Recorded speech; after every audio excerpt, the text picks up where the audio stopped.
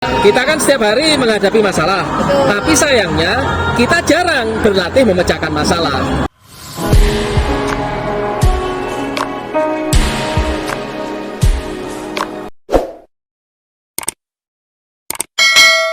Hai Sobat KJSP, kembali lagi di KJSP Talk. Nah, kali ini saya bersama dengan Bapak Eko Witono, Eko Pasel kalau kawan-kawan manggil.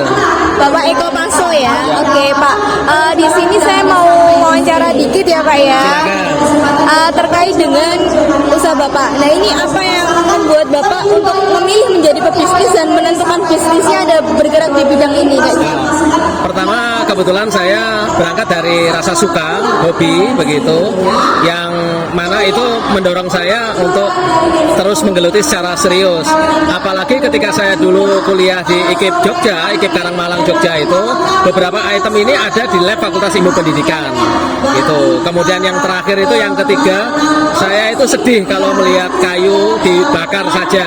Tapi bagaimana itu bisa dimanfaatkan tidak sekedar sebagai craft atau kerajinan yang berfungsi sebagai hiasan semata, tapi juga bisa berfungsi sebagai edukasi.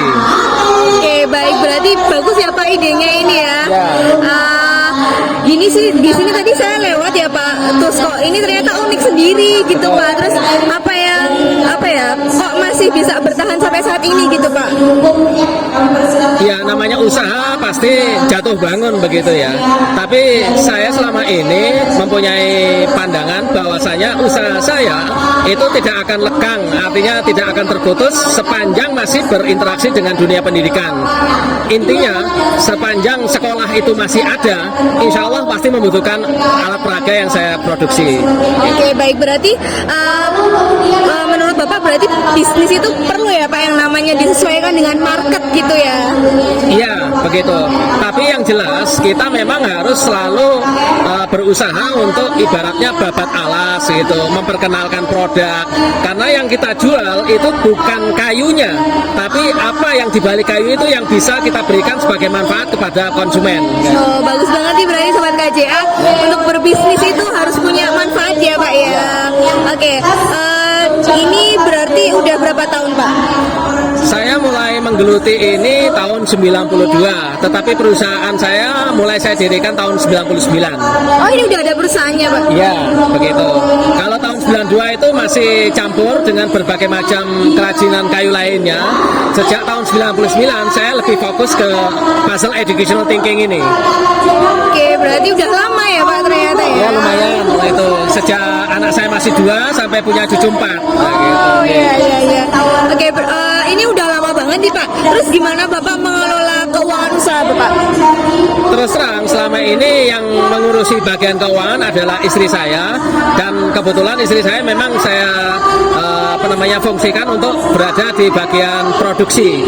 Jadi yang tahu persis keluar masuk arus kas atau bagaimana berhubungan dengan instansi, terutama instansi pajak adalah istri saya. Oh, berarti udah ada laporan keuangan gitu Pak? Iya, cuma mungkin simple, sederhana, tidak senjelimet kalau perusahaan yang besar kayak begitu. Oke, baik, berarti sekedar pencatatan pemasukan dan pengeluaran Iya, ada.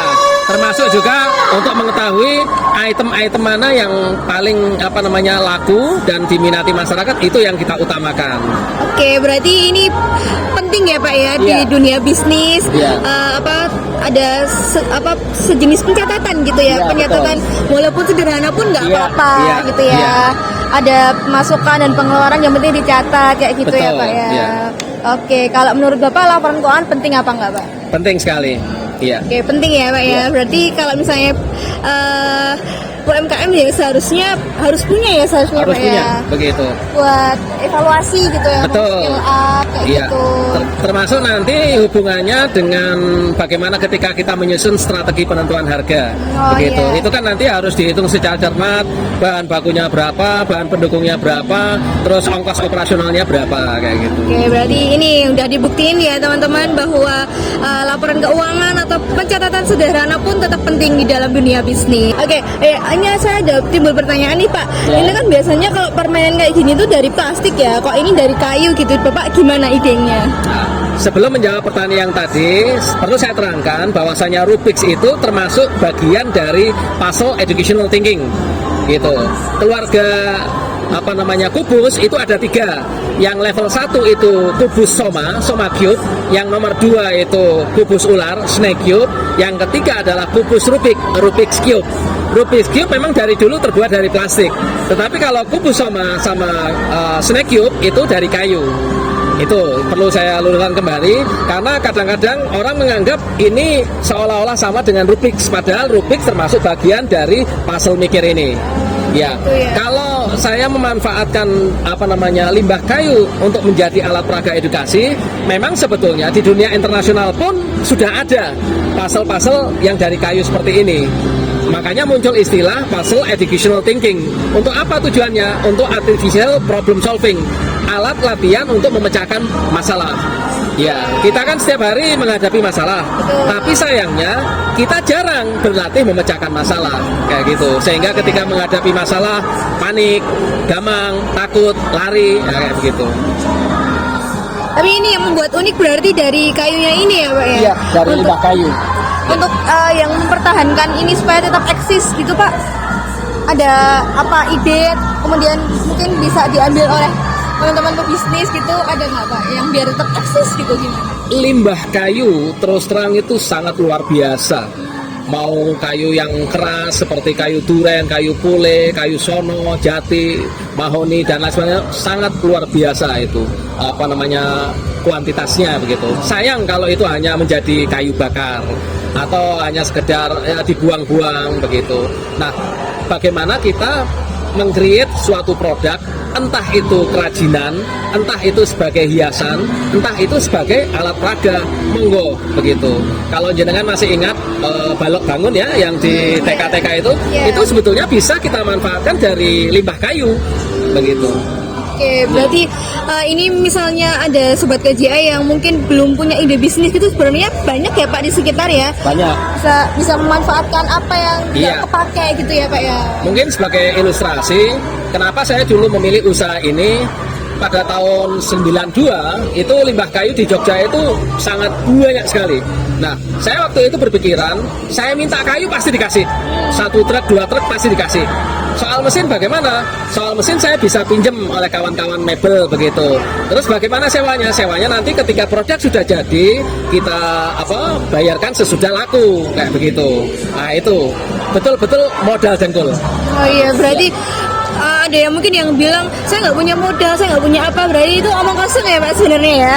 Itu hanya ungkapan bahwasanya yang bersangkutan belum bisa menghitung bisnis secara benar. Saya sering mendapat keluhan dari kawan-kawan begitu. Kalau saya dikasih modal 10 juta, kira-kira bisa nggak begitu? Oke, saya tanya. Kalau saya sanggup mencarikan pinjaman 10 juta untuk memulai usaha kamu, kira-kira dalam waktu sebulan menghasilkan berapa 10 juta itu? Dia masih, saya nggak tahu. Itu berarti persoalannya bukan pada modal. Begitu.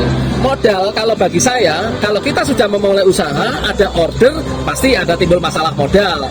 Itu bisa ditutupi dengan pinjam keluarga, pinjam kawan, atau pinjam kawan-kawan dalam bentuk saham kayak gitu. Oke, berarti kalau misalnya udah ada modal harus dianggarkan gitu ya Pak ya. Betul. Berarti Bapak ada penganggaran kayak gitu ya? Kalau saya selama ini untuk modal, sebetulnya ketika saya dapat order besar, partai besar, itu saya baru butuh modal.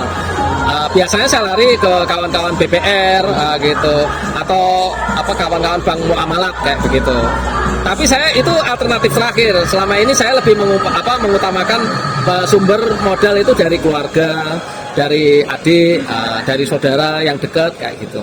Oke, berarti untuk sobat KJA yang mungkin masih bingung mau usaha yang kayak gimana, kurang modal atau gimana, yang penting adalah penganggaran ya Pak supaya tetap jalan. Betul. Kayak gitu. Oke, yang terakhir Pak, kata penyemangat untuk yang lagi memulai bisnis. Nah, kepada kawan-kawan yang ingin memulai bisnis, jangan terlalu terpaku pada ini laku atau tidak, ini bisa diminati oleh masyarakat atau tidak. Kalau jenengan punya keyakinan untuk itu, insya Allah pasti ada jalan, pasti ada pasar yang menunggu di sana. Semangat begitu. Oke, nah disemangatin nih teman-teman. Jadi yang mau mulai bisnis harus segera direalisasikan. Oke, KJSP, your choice for growing together. See you. Terima kasih Bapak.